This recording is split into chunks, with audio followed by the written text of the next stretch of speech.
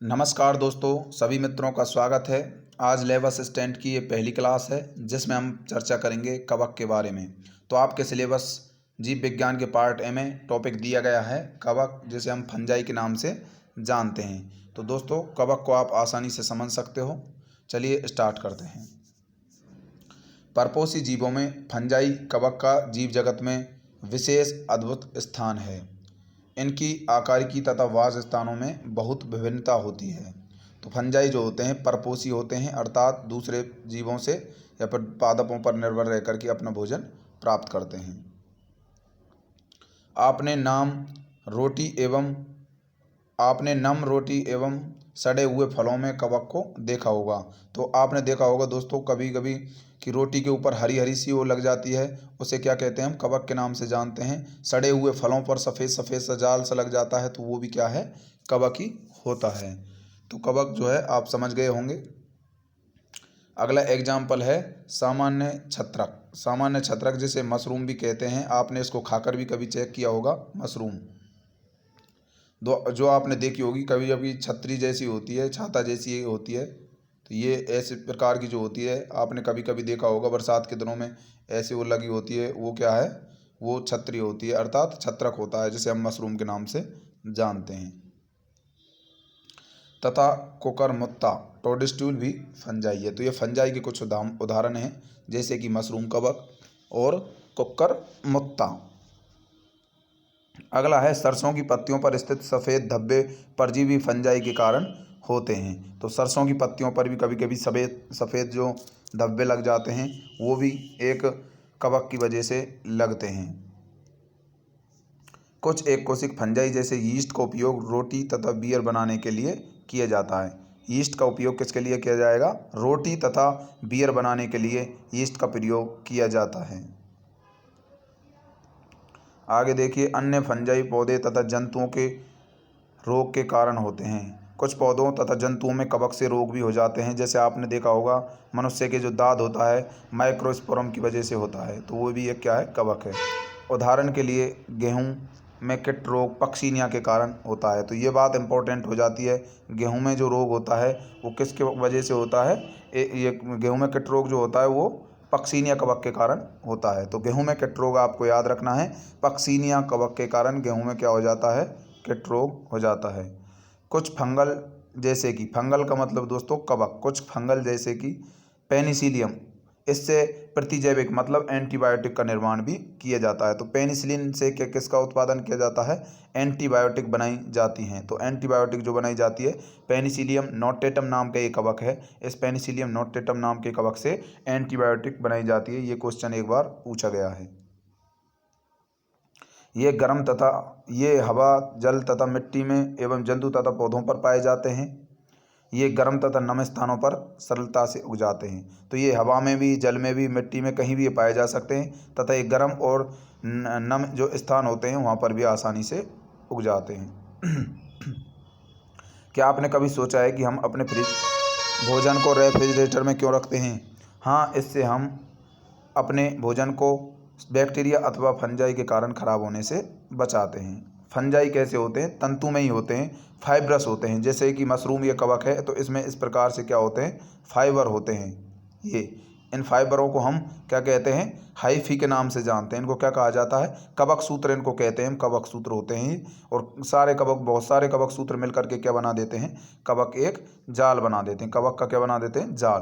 तो इसे हम क्या कहेंगे? कवक जाल। बहुत सारे जब कवक सूत्र जो है मिलकर के क्या बनाते हैं, कवक जाल, जिसे हम माइसीलियम के नाम से जानते हैं। फंजाई कैसे होते हैं? तंतु में ही होते हैं, तंतु जैसी इनकी संरचना होती है, फाइब्रस। लेकिन यीस्ट जो एक कोशिक हैं, इसका अपवाद है। यीस्ट कैसा होता है? एक कोशिक है, लेकिन वो तंतु में ही नहीं होता। ये आपको ध्यान रखना है, फंजाई में यीस्ट की संरचना जो है तंतु में ही नहीं होती है। ये लंबी हो सकती हैं, पतली धागे की तरह की संरचना हो सकती हैं, जिन्हें हम क्या कह सकते हैं, कवक तंतु कहते हैं। तो कवक तंतु जैसे कि मान लीजिए ये मशरूम कवक है, तो इसमें ये लंबी, ये इस प्रकार की संरचना होगी, इस प्रकार की ये लाइनें जो खिंची हैं, ये क्या हैं, ये कवक सूत्र होते हैं, जिनको अंग्रेजी में हम हाइफी बोलते हैं। Hyphae, HYPHAE, hyphae. तो इनको किस नाम से जाना जाता है? हाइफी के नाम से जानते हैं। तो ये लंबी हो सकती हैं हाइफी, इनकी पतली धागे की तरह की संरचना हो सकती है। कवक तंतु के जाल को क्या कहा जाता है? कवक जाल, जिसे हम क्या कह देते हैं? माइसीलियम। तो ये बहुत सारे कवक तंतु जो हैं मिलकर के क्या बना देते हैं? एक जाल बनाते हैं, जिन्हें हम क्या कहते हैं? कवक जाल अर्थात माइसीलियम। तो आप समझ गए होंगे कवक तंतु क्या होता है, कवक जाल क्या होता है। कुछ कवक तंतु सतत नलिकाकार होते हैं। तो कुछ कवक तंतुओं की संरचना नली जैसी होती है, जिनमें बहुकेंद्रिक कोशिका द्रव्य अर्थात साइटोप्लाज्म भरा रहता है। तो कोशिका के अंदर क्या पाया जाएगा? अनेक तो केंद्रक होंगे और कोशिका द्रव्य भरा होता है, बहुकेंद्रित होता है वो। अगला है जिन्हें हम संकोष्की कवक तंतु कहते हैं। संकोष्की का मतलब है दोस्तों कॉइनोसाइट कहते हैं अंग्रेजी में। संकोष्की को क्या कहते हैं? कॉइनोसाइट। कॉइनोसाइट का मतलब है जब उनके कोशिका द्रव्य में बहुत सारे केंद्रक हों तो उस अवस्था को क्या बोला जाएगा? उस अवस्था को कॉइनोसाइट या संकोष्की कहते हैं। अन्य कवक तंतु जो हैं वो पटीय होते हैं। फंजाई की कोशिका भित्ति काइटिन तथा पॉलीसेकेराइड की बनी होती है। फंजाई की कोशिका भित्ति, ये एक बार पूछा जा चुका है कि फंजाई की कोशिका भित्ति किसकी बनी होती है? काइटिन की बनी होती है तथा पॉलीसेकेराइड की बनी होती है। तो फंजाई ध्यान रखना है, कवक कोई बोलते हैं अंग्रेजी में। मैथ वाले स्टूडेंट के लिए नई बात होगी, लेकिन बायोलॉजी वालों के लिए ज़्यादा बड़ी बात नहीं है। तो काइटिन जो है कवक की कोशिका भित्ति किसकी बनी होती है? काइटिन और पॉलीसेकेराइड की बनी होती है। तो आपको ध्यान रखना है कुछ कवक जो हैं उनका कवक तंतु जो है पटीय हो सकता है। जैसे कि मान लीजिए पट किस प्रकार होंगे? जैसे कि मान लीजिए कोई जीव है, जैसे कि उसकी संरचना है इस प्रकार से,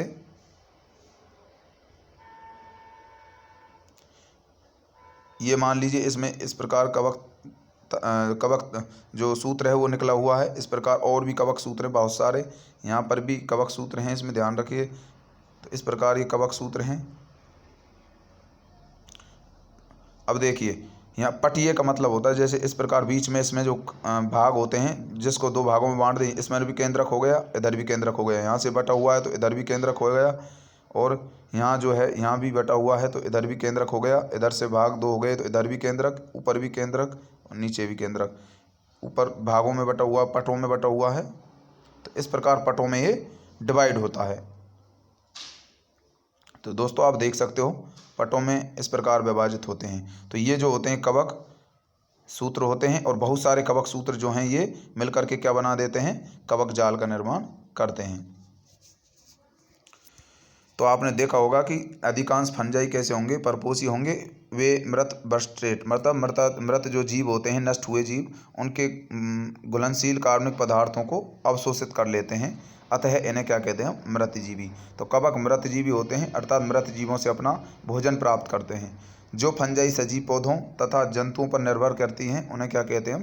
परजीवी कहते हैं। परजीवी का मतलब जो दूसरे जीवों को ऊपर पाए जाते हैं, जैसे कि पौधे तथा जंतुओं पर भी ये निर्भर रहते हैं भोजन के लिए। ये शैवाल तथा लाइकेन के साथ उच्च वर्गीय पौधों के साथ कवक मूल बनाकर भी रह सकते हैं। ऐसे फंजाई सहजीवी कहलाते हैं। सहजीवी का मतलब दो जनों का साथ, अर्थात जो फंजाई होंगे वो शैवाल तथा लाइकेन के साथ तथा उच्च वर्गीय पौधों के साथ क्या बना लेते हैं? कवक मूल बना लेते हैं। शैवाल और लाइकेन के साथ क्या बना लेते हैं? कवक मूल बना लेते हैं, जिससे कि आपस में एक दूसरे को क्या करते रहते हैं? सहायता करते रहते हैं। पोषण की प्रक्रिया में एक दूसरे को सहायता करते रहते हैं। तो फंजाई क्या कर सकते हैं? सहजीवी के रूप में रह सकते हैं। फंजाई में जनन जो होता है 3 विधियों द्वारा होता है। कायिक जनन जो होता है कितनी विधियों द्वारा होगा? 3 विधियों द्वारा, खंडन, विखंडन और मुकुलन। 3 विधि हैं कायिक जनन की। इसमें खंडन की विधि, एक विखंडन विधि और एक मुकुलन विधि। खंडन, विखंडन और मुकुलन विधि। पार्ट 1 में हमने विखंडन, खंडन, मुकुलन इन सभी के बारे में चर्चा की थी। आप वहाँ जा करके उन वीडियोज़ को देख सकते हो। अलैंगिक जनन बीजाणु, जिसे कोनेडिया कहते हैं, अथवा धानी बीजाणु अथवा चल बीजाणु द्वारा हो सकता है। तो अलैंगिक जनन कई प्रकार से हो सकता है, जैसे कि अलैंगिक जनन जो है वो कोनिडिया द्वारा हो सकता है, धानी बीजाणु अथवा चल बीजाणु द्वारा हो सकता है। और लैंगिक जनन की बात करें तो लैंगिक जनन निषिक्तांड या ऊस्पोरा द्वारा हो सकता है, एस्कस बीजाणु द्वारा हो सकता है तथा वैसेडियम बीजाणु द्वारा हो सकता है। तो कवक में लैंगिक अलैंगिक जनन हो सकते हैं। लैंगिक और अलैंगिक जनन के मैंने बारे में आपको बता दिया है। अलैंगिक जनन किससे होगा? कॉनिडिया से होगा या फिर चल बीजाणु से होगा। जबकि लैंगिक जनन जो होता है कवक में वो ऊसपोरा से होता है अर्थात निषिक्तांड से होता है अर्थात एस्कस बीजाणु से होता है और या फिर बेसिडियम बीजाणु से होता है। चलिए आगे देखते हैं। विभिन्न बीजाणु सुस्पष्ट संरचना में उत्पन्न होते हैं जिन्हें हम क्या कहते हैं? फलनकाय के नाम से जाना जाता है। तो जिस थैली में वो अंदर होते हैं, जिस प्रकार मान लीजिए ये कोई कवक है, इसमें बहुत सारे बीजाणु होंगे जिससे जो कि इनमें जनन के लिए आवश्यक होते हैं। इसके ऊपर भी एक और परत पाई जाती है जिसे हम क्या कहते हैं? फलनकाय कहा जाता है।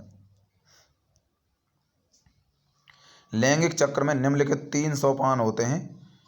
3 चरण जो हैं इनके लैंगिक जनन के 3 चरण हैं। किसके? कवक के। कवक के कितने चरण हैं लैंगिक जनन के? 3 चरण हैं। पहली बात करते हैं 2 चल अथवा अचल युग्मकों के प्रोटोप्लाज्म का संलयन। तो सबसे पहले जो विधि है इसमें लैंगिक जनन की वो है प्लाज्मागेमी विधि। प्लाज्मोगेमी विधि। प्लाज्मोगेमी विधि जो है ये किस में पाई जाती है? कवक में पाई जाती है। इसमें क्या होता है? प्रोटोप्लाज्म का क्या होता है? संलयन होता है। तो दोस्तों तीनों विधियों के बारे में आपको मैं डायग्राम से थोड़ा समझा देता हूँ एक बार। देखो किस प्रकार होता है। मान लीजिए ये कोई कवक है, तो इसमें एक इस प्रकार की संरचना होगी। इधर मान लीजिए कोई दूसरा कवक है, उसमें भी इस प्रकार की होती है। ये थोड़ा टेढ़ा बन गया लेकिन ध्यान रखना ये इधर ही साइड में होती है, इसके आमने सामने होते हैं ये निकले हुए। तो इसमें भीतर एक केंद्रक है, इसमें भी केंद्रक है। मतलब एक केंद्रक जो होगा उस अवस्था को एन बोलेंगे हम, और दूसरी साइड में भी क्या है? एन है। तो चलिए दोबारा बना देता हूँ उसको मैं।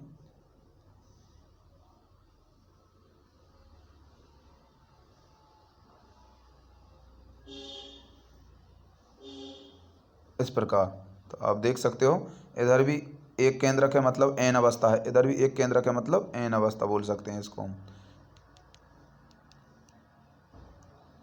तो ये एन अवस्था है। इस प्रकार सबसे पहले क्या होगा? ये दोनों मिलेंगे आपस में, एक दूसरे से जुड़ जाएंगे, पास में आ जाएंगे। पास आने के पश्चात ये एक दूसरे से इस प्रकार जुड़ जाते हैं और जुड़ करके क्या बना लेते हैं?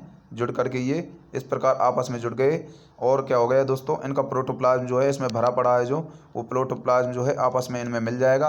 उसके पश्चात क्या होगा?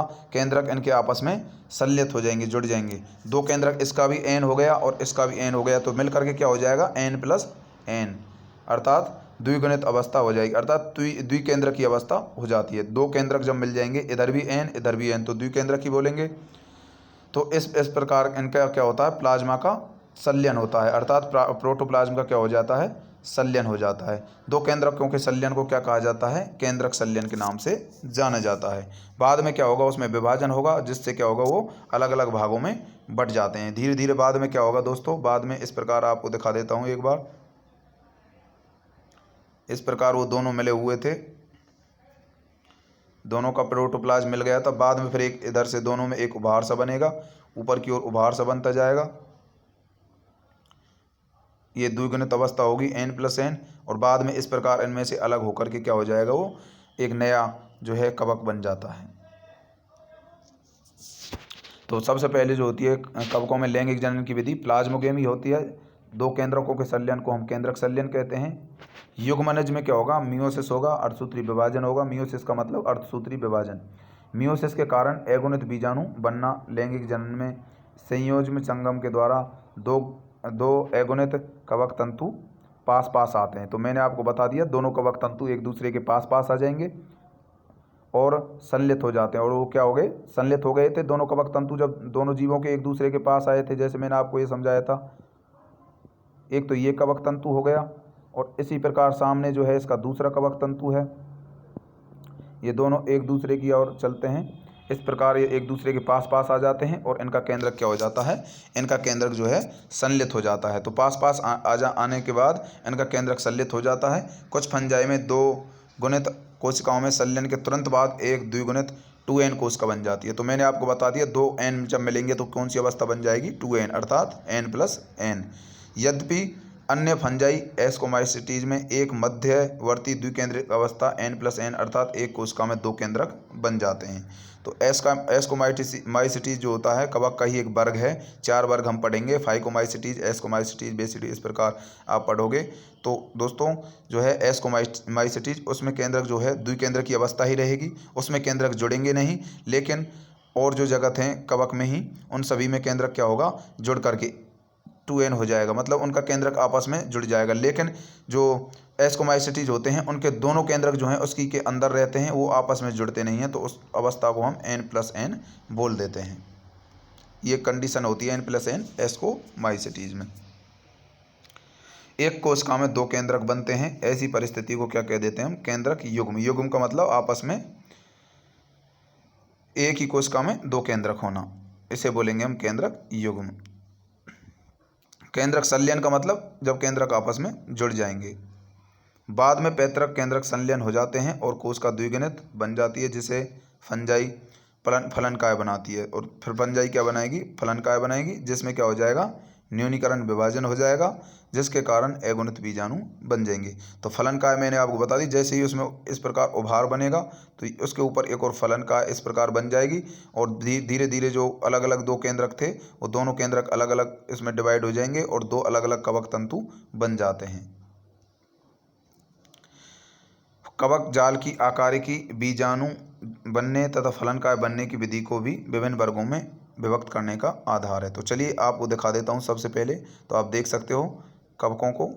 तो पहला वाला जो है ये म्यूकर होता है, म्यूकर एक कवक है। दूसरा वाला जो है स्पर्जिलस हो सकता है। ये तीसरा जो है एगेरिकस है, मशरूम। ये कौन सा होता है तीसरा, से को बोलते हैं हम मशरूम या फिर एगेरिकस। तो ये 3 कवक हो गए, आप देख सकते हो, म्यूकर, एस्परजिलस। एस्परजिलस आप देख सकते हो किस प्रकार का है, एस्परजिलस मशरूम छतरी जैसा है, छाता जैसा कवक आप देख सकते हो। पहला म्यूकर जो है सफ़ेद सफ़ेद सा झुंड से में पाया जाता है। तो दोस्तों वीडियो लंबा हो जाएगा, 16 मिनट का ये वीडियो हो चुका है अब तक, फिर अपलोडिंग में प्रॉब्लम होती है। तो नेक्स्ट जो वर्ग हैं इसके, उन सभी वर्गों को नेक्स्ट वीडियो में आपको पढ़ा दिया जाएगा। तो चारों वर्गों के गुण जो हैं आपको नेक्स्ट वीडियो में पढ़ा दिए जाएंगे। वैसे ज़्यादा बड़ा ये है नहीं है टॉपिक कवक जो है। तो चलिए तो आज ही पढ़ लेते हैं इसको, 25-1 मिनट का आसपास ये वीडियो बन जाएगा। तो चलिए सबसे पहले हम बात करते हैं फाइकोमाइसिटीज के बारे में। तो फाइकोमाइसिटीज जो है कवक का ही एक वर्ग है। तो कवक के कितने वर्ग हैं, 4 वर्ग हैं, फाइकोमाइसिटीज, एस्कोमाइसिटीज, बेसिडियोमाइसिटीज और ड्यूटेरियोमाइसिटीज। तो पहले हम बात करते हैं फाइकोमाइसिटीज के बारे में। फाइकोमाइसिटीज जलीय आवासों, गली सड़ी लकड़ी, नम तथा सीलन भरे स्थानों तथा पौधों पर अविकल्पी परजीवी, मतलब इनके पास कोई विकल्प नहीं है। ये जलीय आवासों में पाए जाएंगे, सड़ी गली लकड़ियों पर, नम तथा सीलन भरे स्थानों पर ये पाए जाते हैं, तथा पौधों पर भी ये अविकल्पी परजीवी के रूप में पाए जाते हैं। अविकल्पी परजीवी का मतलब जिनके पास इनके अलावा कोई और विकल्प नहीं है रहने के लिए। कवक जाल इनका कैसा होगा, अपटीय होगा तथा बहुकेंद्रित होगा। ध्यान रखना है दोस्तों, कवक जाल कैसा होगा इनका, बहुकेंद्रित, मतलब उसमें अनेक केंद्रक वाली अवस्था पाई जाएगी। और कैसा होता है, केवल इसी में पटीय होता है। फाइकोमाइसिटीज में ही केवल अपटीय कवक जाल होता है। तो मैंने आपको बताया था उस डायग्राम में, इस प्रकार जो ये कवक जाल थे, वो कवक जाल जो हैं इनमें खंड नहीं होते हैं, बीच में इस प्रकार से जो है बटे नहीं होते हैं, मतलब अलग अलग केंद्रक अवस्था जो है इसमें नहीं पाई जाती। अर्थात ये कैसे होते हैं, बहुकेंद्रक ही होते हैं। और कैसे होते हैं, अपटीय होते हैं। बहुत सारे केंद्रक पाए जाते हैं अलग अलग इसमें, एक ही जो है कवक जाल में। कवक जाल कैसा होगा, अपटीय। ये एग्जाम में पूछा जा चुका है, आपको ध्यान रखना है। फाइकोमाइसिटीज का कवक जाल कैसा होगा, अपटीय होगा और बहुकेंद्रित। अलैंगिक जनन किससे होगा, अलैंगिक जनन चल बीजाणु अथवा अचल बीजाणु, किसी से भी हो सकता है इनमें अलैंगिक जनन, चल अथवा अचल बीजाणु से। ये बीजाणु धानी में अंतर्जात उत्पन्न होते हैं। तो दोस्तों ये बीजाणु जो होंगे या तो अंतर्जात उत्पन्न हो सकते हैं या फिर बहिर्जात। तो आपको ध्यान रखना है फाइकोमाइसिटीज में ये कैसे उत्पन्न होते हैं, अंतर्जात उत्पन्न होते हैं। 2 युग्मकों के संलयन से युग्माणु बनते हैं। 2 युग्मक आपस में जब जुड़ते हैं तो उनसे क्या बनता है, युग्माणु बनता है। इन युग्मकों की आकारिकी एक जैसी, मतलब समयुग्मकता। समयुग्मकता का मतलब जब युग्मक एक जैसे हों तो उसे समयुग्मकता कहेंगे, अथवा भिन्न हों तो उसे असमयुग्मकी अथवा विषमयुग्मकी हम कह सकते हैं। अब आपको ध्यान रखना है, सबसे ज़्यादा जो आपसे पूछा जाता है इनमें एक दो तो इम्पोर्टेंट जो लक्षण होते हैं वो, एक तो इसमें आपसे पूछा जा सकता है अपठीय और बहुकेंद्रित, इनका कवक जाल कैसा होता है, अपठीय बहुकेंद्रित। बाकी इसमें आपसे पूछा जा सकता है इनके उदाहरण, तो ये ध्यान रखना है, आपसे पूछा जाएगा निम्न में से कौन सा फाइकोमाइसिटीज का उदाहरण है। या फिर 4 एग्जाम्पल आपको देकर के मिलान करवाया जाएगा, आपके सामने चारों वर्गों के नाम रख दिए जाएंगे, 4 उदाहरण रख दिए जाएंगे और आपसे मिलवाया जाएगा। तो आपको ध्यान रखना है म्यूकर, राइजोपस, एल्ब्यूगो, ये तीनों कवक आपको ध्यान रखने हैं। म्यूकर, राइजोपस जो आपकी रोटी पर लगने वाला जो कवक होता है, वो रोटी के ऊपर आपने फफूंद देखी होगी, उसे हम राइजोपस कहते हैं। म्यूकर, राइजोपस और एल्ब्यूगो, सरसों पर देखा होगा आपने सफ़ेद सफ़ेद सफ़ेद से धब्बे बन जाते हैं, वो एल्ब्यूगो कवक की वजह से होते हैं। तो ये तीनों कवक आपको ध्यान रखने हैं फाइकोमाइसिटीज में, म्यूकर, राइजोपस और एल्ब्यूगो। म्यूकर, राइजोपस और एल्ब्यूगो, तो इसको आप ध्यान रख सकते हो। आपके लिए एक ट्रिक बता देता हूँ, मरा, मरा आपको ध्यान रखना है, फाइकोमाइसिटीज मरा। कैसे याद रखना है, फाइकोमाइसिटीज मरा। मरा का मतलब हो गया, माँ से म्यूकर होगा, आर से राइजोपस हो गया, ए से एल्ब्यूगो हो गया, तो 3 हो गए, म्यूकर, राइजोपस और एल्ब्यूगो। तो ये तीनों आपको ध्यान रखने हैं, फाइकोमाइसिटीज मरा। अगला ध्यान रखना है एस्कोमाइसिटीज, इन्हें सामान्यतया थैली फंजाई भी कहते हैं, विरले इनका दूसरा नाम है थैली फंजाई। अगला है आपको ध्यान रखना है एस्कोमाइसिटीज में विरले पाए जाते हैं।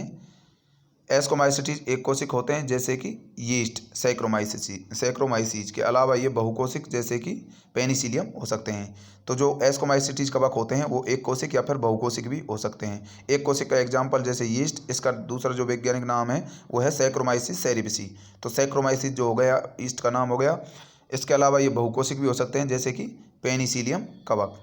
ये मृतजीवी हो सकते हैं, अपघटक हो सकते हैं, मृत जीवों से अपना भोजन प्राप्त कर सकते हैं, अपघटक भी हो सकते हैं। ये परजीवी अथवा कैसे हो सकते हैं, समलरागी, समलरागी बी का मतलब है ये वस्तुओं के विष्ठा से भी अपना भोजन प्राप्त कर सकते हैं। तो आपको ध्यान रखना है एस्कोमाइसिटीज में थैली फंजाई के नाम से कैसे जानते हैं एस्कोमाइसिटीज को, ये विरले पाए जा सकते हैं, मतलब अकेले भी ये पाए जा सकते हैं। एक कोशिक जैसे यीस्ट, बहुकोशिक जैसे पेनिसिलियम हो सकते हैं। ये मृतजीवी, अपघटक, परजीवी अथवा समलरागी हो सकते हैं। इनका कवक जाल अब आपको ध्यान रखना, सभी कवक जाल जो होंगे अब पटीय होंगे, केवल फाइकोमाइसिटीज का ही कवक जाल अपटीय होता है। इसका कवक जाल साकेत होगा, मतलब शाखाओं में बटा होगा, और कैसा होगा, पटीय। तो मैंने बताया आपको इस प्रकार जब पट बने होंगे तो ये साकेत तो हो ही जाएगा। जैसे कि मान लीजिए ये कोई कवक था, इसमें फिर इस प्रकार कवक जाल कवक तंतु हाइफी बन गया, मतलब कवक सूत्र बन गया। इसी प्रकार नीचे देखते हैं फिर बन गया इसमें कवक सूत्र। इस प्रकार बहुत सारे कवक सूत्र मिलकर के क्या बना देते हैं, कवक जाल। तो इस प्रकार जो है एस्कोमाइसिटीज जो है इसमें कवक जाल कवक जो सूत्र होगा वो पटों में बटा होता है, इसमें अलग केंद्रक, इसमें अलग। इसी प्रकार ये अलग अलग किस में बटा होता है दोस्तों, अलग अलग कवक सूत्र जो हैं अलग अलग भागों में बटा होता है, अर्थात ये पटीय होता है। तो इस प्रकार इसमें पट होते हैं बीच में। तो पटीय किसकी संरचना हो गई, एस्कोमाइसिटीज की। फाइकोमाइसिटीज में इस प्रकार कोई पट नहीं होते हैं। अलैंगिक बीजाणु जो होगा कोनिडिया होता है इसमें, जो विशिष्ट कवक जाल जिसे कोनिडियम धर कहते हैं। इसके कवक जाल का नाम क्या है, कोनिडियम धर। इसका एक विशेष नाम रख दिया गया एस्कोमाइसिटीज के कवक जाल का नाम। तो इसका कवक जाल जो है कोनिडियम धर, पर बहिर्जात रूप से उत्पन्न होते हैं। आपको ध्यान रखना है ये कैसे उत्पन्न होते हैं, बहिर्जात रूप से उत्पन्न होते हैं। जबकि फाइकोमाइसिटीज में अंतर्जात रूप से उत्पन्न हो रहे थे, लेकिन एस्कोमाइसिटीज में जो बीजाणु होते हैं अलैंगिक बीजाणु वो अंतर्जात उत्पन्न होते हैं। कोनिडिया अंकुरित होकर के क्या बना रहे हैं, इसमें कवक जाल का निर्माण कर रहे हैं। लैंगिक बीजाणु को एस्कस बीजाणु के नाम से भी जानते हैं। जो ये बीजाणु उसमें होते हैं वो निकल करके जो बाहर जाते हैं तो उनको क्या कहते हैं हम, एस्कस बीजाणु। वो सभी बीजाणु जो लैंगिक बीजाणु हैं उनको क्या कहेंगे हम, एस्कस बीजाणु कहा जाता है। ये बीजाणु थैली समान एस्कस में अंतर्जात रूप से उत्पन्न होते हैं। तो आपको ध्यान रखना है ये बीजाणु जो होंगे थैली समान एस्कस जो होगा उसमें अंतर्जात रूप से उत्पन्न होते हैं। ये एसआई जो होंगे एक वचन में इनको एस्कस कहेंगे। विभिन्न प्रकार की फलनकाय में लगी रहती हैं जिन्हें क्या कहेंगे हम, एस्कोकार्प कहा जाता है। तो इनकी फलनकाय को एस्कोकार्प के नाम से जाना जाएगा। तो आपको ध्यान रखना है इसमें अलैंगिक जनन भी होता है और लैंगिक जनन, दोनों जनन होते हैं एस्कोमाइसिटीज में। अलैंगिक जनन के लिए कोनिडिया पाए जाते हैं और लैंगिक जनन के लिए क्या पाए जाते हैं, एस्कस बीजाणु पाए जाते हैं। तो आपको ध्यान रखना है अलैंगिक जनन के लिए कोनिडिया पाए जाएंगे और लैंगिक जनन के लिए क्या पाए जाते हैं, एस्कस बीजाणु। कोनिडिया जो होते हैं कोनिडियम धर में होते हैं और एस्कस बीजाणु जो होते हैं किस में होते हैं, एस्कस बीजाणु जो होंगे वो फलनकाय में होते हैं, जिन्हें हम एस्कोकार्प कहते हैं। अलैंगिक बीजाणु जो होते हैं बहिर्जात रूप से उत्पन्न होते हैं, जबकि जो लैंगिक बीजाणु जो होते हैं इनके वो अंतर्जात रूप से उत्पन्न होते हैं। ये आपको ध्यान रखना है। अब बात करते हैं दोस्तों इनके उदाहरणों के बारे में। एस्परजिलस, क्लेविसेप्स तथा न्यूरोस्पोरा, ये कवक जो हैं आपको याद रखने हैं। एस्कोमाइसिटीज के एग्जाम्पल हैं एस्परजिलस, क्लेविसेप्स तथा न्यूरोस्पोरा कवक। ये 3 कवक जो हैं एस्कोमाइसिटीज में आते हैं। न्यूरोस्पोरा का उपयोग जैव रासायनिक तथा आनुवंशिक प्रयोगों में बहुत किया जाता है।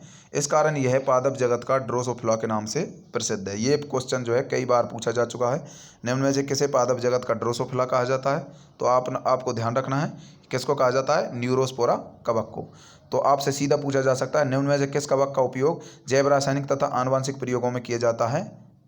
आपको ध्यान रखना है ये कवक है न्यूरोस्पोरा कवक। तो 3 एग्जाम्पल आपको याद रखने हैं, एस्परजिलस, न्यूरोस्पोरा और क्लेविसेप्स। ये किस जगत में आते हैं? एस्कोमाइसिटीज जगत में आते हैं। इस वर्ग में आने वाले मोरिल तथा ट्रफल खाने योग्य होते हैं, इन्हें सुस्वादु भोजन कहा जाता है। तो एस्कोमाइसिटीज के दो कवक जो हैं वो खाने में भी काम में आते हैं, जैसे कि मोरिल कवक और दूसरा होता है ट्रफल कवक, ट्रफल। तो यह आपको ध्यान रखने, मोरिल और ट्रफल कवक जो होते हैं एस्कोमाइसिटीज में ही आते हैं। दोनों को सुस्वादु भोजन के रूप में काम में लिया जाता है, अर्थात ये स्वादिष्ट भोजन होते हैं। तो ये कवक आपको ध्यान रखने हैं, एस्परजिलस, क्लेविसेप्स, न्यूरोस्पोरा और मोरिल तथा ट्रफल। ये आपसे सीधे पूछे जा सकते हैं। अगला जो कवकों का भाग है वो है बेसिडियोमाइसिटीज। 2 जगत हम पढ़ चुके हैं, फाइकोमाइसिटीज, एस्कोमाइसिटीज। फाइकोमाइसिटीज में कवक जाल कैसा था?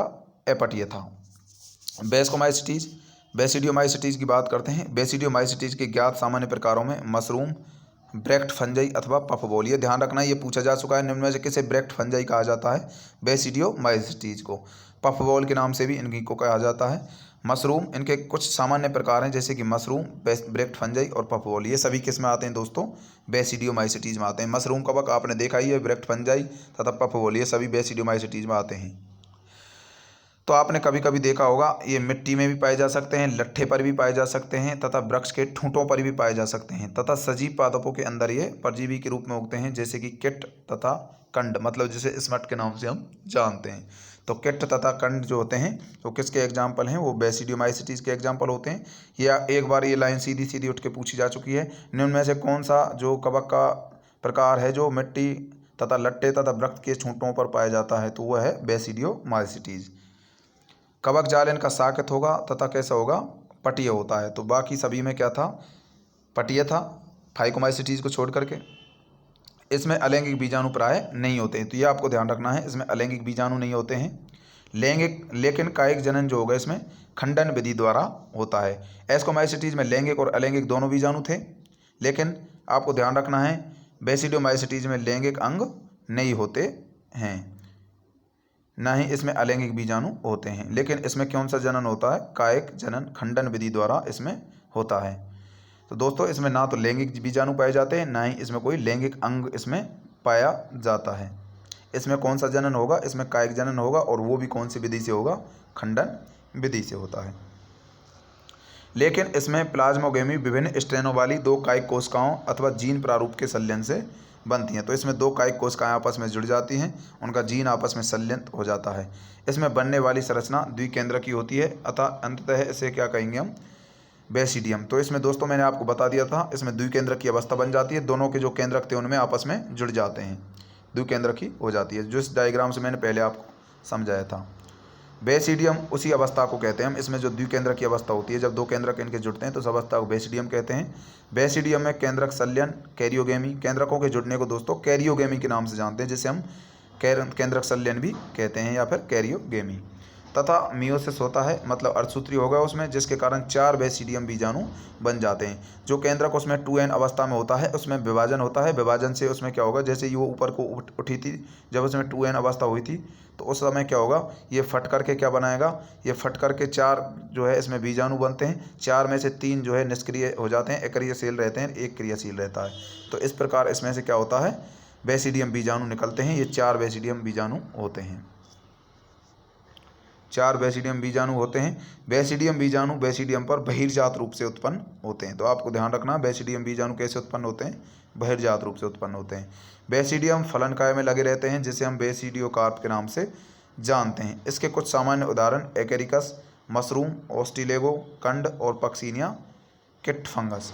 तो ये आपको एग्जाम्पल याद रखने हैं, एगेरिकस, ऑस्ट्रेलेगो और पक्सीनिया। 3 इसके एग्जाम्पल हैं, एगेरिकस, ऑस्ट्रेलेगो और पक्सीनिया। एगेरिकस, ऑस्ट्रेलेगो और पक्सीनिया, एगेरिकस, ऑस्ट्रेलेगो और पक्सीनिया, 3 इसके एग्जाम्पल हैं बेसिडियोमाइसिटीज के।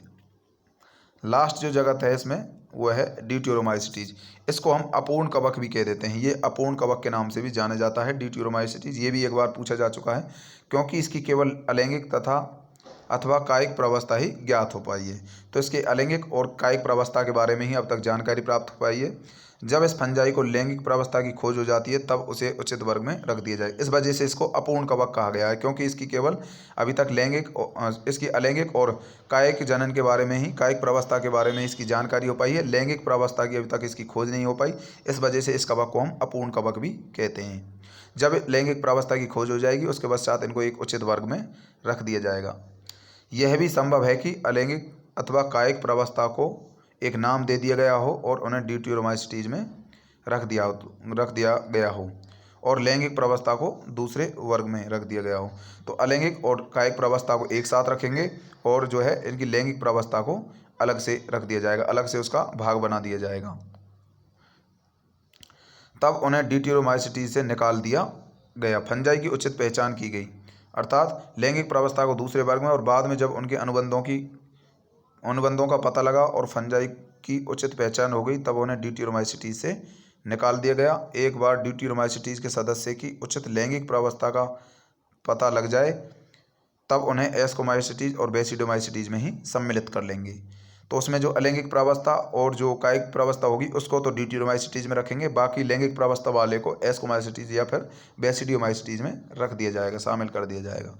ड्यूटेरोमाइसिटीज केवल अलैंगिक होते हैं तथा बीजाणु जिन्हें कॉनिडिया कहते हैं। तो अलैंगिक बीजाणु होते हैं केवल ड्यूटेरोमाइसिटीज में, जिन्हें क्या कहा जाता है, कॉनिडिया कहते हैं, से जनन करते हैं। तो ड्यूटेरोमाइसिटीज अलैंगिक बीजाणु से जनन करते हैं, जिन्हें क्या कहा जाता है, जिन्हें कॉनिडिया के नाम से जाना जाता है। लैंगिक उनके अधिकांश सदस्य अपशिष्ट के अपघटक होते हैं और खनिजों के चक्रण में भी ये सहायता करते हैं, जैसे कि अल्टरनेरिया, कोलिकोट्राइकम और ट्राइकोडर्मा। ये तीनों एग्जाम्पल आपको ध्यान रखने हैं, क्योंकि ये अपूर्ण कवक जो हैं एग्जाम में अक्सर पूछ लिए जाते हैं। ये भी कवक जाल इनका पटीय शाखित होता है।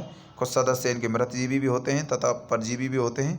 अधिकांश सदस्य इसके अपशिष्ट के अपघटक होते हैं। अपशिष्टों पर क्या पाए जाते हैं, अपघटक के रूप में पाए जाते हैं, जैसे कि अल्टरनेरिया, कोलिकोट्राइकम और ट्राइकोडर्मा। ये 3 एग्जाम्पल बहुत ही ज़्यादा इंपॉर्टेंट है, अल्टरनेरिया, कोलिकोट्राइकम, ट्राइकोडर्मा। ज़्यादातर इनके जो है आपसे उदाहरण पूछे जाते हैं, ट्राइकोडर्मा, अल्टरनेरिया और कोलिकोट्राइकम।